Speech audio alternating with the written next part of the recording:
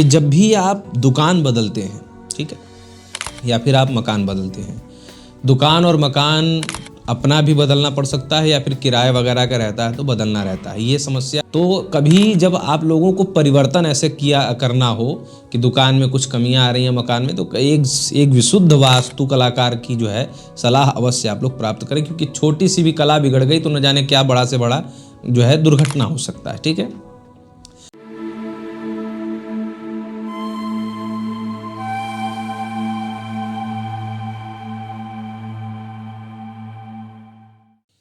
आप सभी को राधे राधे, जय श्री कृष्ण। मैं सूर्यकांत द्विवेदी कैवल्य एस्ट्रो वर्ल्ड में आप सभी लोगों का एक बार पुनः से हार्दिक स्वागत करता हूं।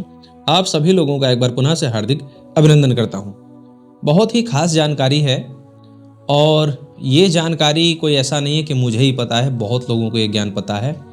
बस ये है कि हम अपने चैनल के दर्शकों को हमेशा जो है नया नया ज्ञान प्रदान करते रहते हैं। ये भी जानकारी मैं पहले बता चुका हूँ, लेकिन किसी ने आज बात किया तो जो है हमको लगा कि इसकी भी जानकारी आप लोगों को दोबारा से अच्छे से और समझा दिया जाए।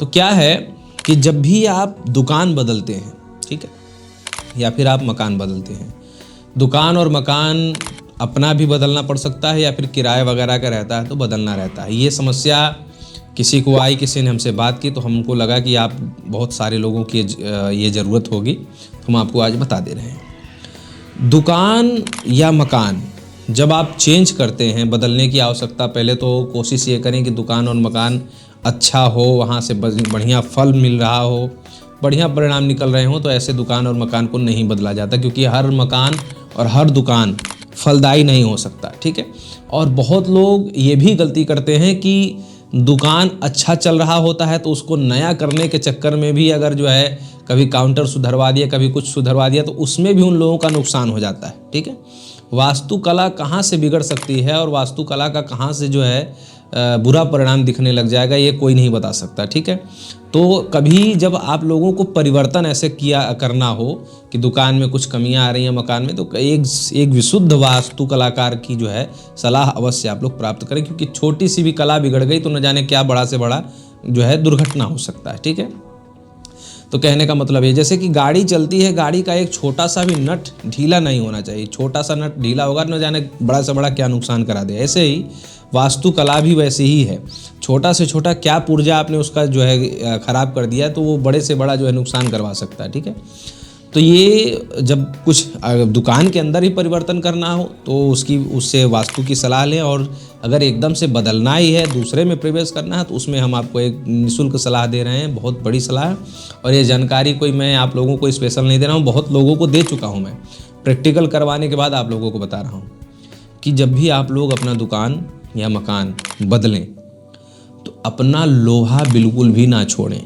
शनिवार के दिन आपको दुकान या मकान बदलना है। ठीक है, मतलब दुकान, शनिवार का तात्पर्य ये है कि अगर कोई मकान मालिक परेशान कर रहा है तो आप अन्य किसी भी दिन से खाली करना शुरू कर सकते हैं, लेकिन जब उसका पूरा जो एकदम टोटल हो, आप उससे समय लें कि भैया इतने साल रहे हैं या इतने दिन रहे हैं, हम शनिवार के दिन टोटल खाली कर देंगे। तो जब शनिवार, आप किसी और दिन से भी खाली करना शुरू कर सकते हैं, या फिर कोशिश करें कि शनिवार के ही दिन से खाली करना शुरू करें, और अगर एक हफ्ते का समय रहे तो इस शनिवार से शुरू करें और अगले शनिवार तक खाली करें। और ध्यान ये दें कि जितनी भी कीलें आपने अपनी लगाई हैं, लोहे की चीज़ जितनी भी है, कोई भी और सामान आप छोड़ दीजिए, अन्य कोई कीमती सामान छूट जाए कोई दिक्कत नहीं है, लेकिन लोहे का सामान बिल्कुल भी नहीं छूटना चाहिए। एक काम ये करना है। ठीक है, दूसरा काम ये करना है कि जिस भी नए घर में आप पुराना मकान या जो है पुराना दुकान छोड़ करके नए में जा रहे हैं,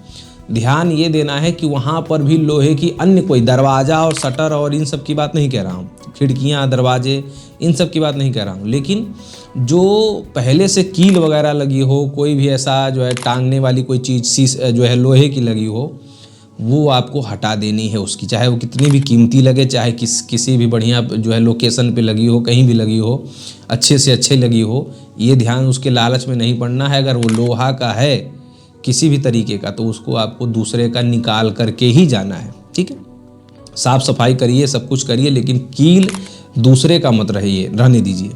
आप अपना कील समेट करके ले जाइए और दूसरे का कील अगर लगा है नए जगह पर तो उसकी कील निकाल दीजिए। लोहे का कोई भी सामान दूसरे का लेना नहीं है, अपना छोड़ना नहीं है, ठीक है। अब इससे नुकसान और फ़ायदा क्या होगा वो बता देता हूँ कि कदाचित लोहे का सामान अगर आप अपना छोड़ करके जाते हैं तो आपका भाग्य भी वहाँ पर छूट सकता है, ठीक है। अब भाग्य आपका अच्छा होगा तो वो छूट जाएगा, और दूसरे का अगर जहाँ पर आप जा रहे हैं वहाँ पर अगर उसका भाग्य खराब रहा होगा जिसके कारण वो खाली था या छूटा था, तो अगर उसकी लोहे की कीलें आप रखते हैं तो पता नहीं उसका भाग्य कैसा होगा कैसा नहीं होगा, अच्छा हुआ बुरा हुआ, वो क्यों ही दूसरे का लेना। तो आप उसकी निकाल करके फेंक दीजिए। ये इसका जो है बुरा प्रभाव पड़ता है और मैंने भोगते हुए देखा है, भोगते हुए से बचाया है।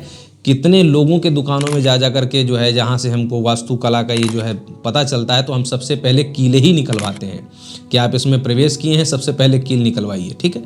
तो कील कैसी भी लोहे की चीज़ हो, कील हो, अलमारी हो, कुछ भी हो, अगर वो मतलब जैसे कि दरवाज़ा और खिड़की छोड़ करके अन्य कोई भी चीज़ जो निकालने लायक है और जो लगता है कि ये पहले वाले निवासी का हो सकता है, तो उसको आप निकाल फेंकिए और अपना लगाया हुआ एक भी लोहे का सामान पुराने घर में मत छोड़िए, वो उठा करके ले आइए।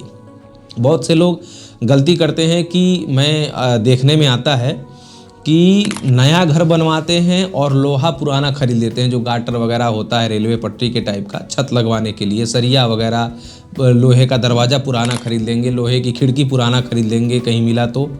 ये बिल्कुल भी नहीं करना चाहिए, ये होता है, इससे बहुत नुकसान होता है, ठीक है।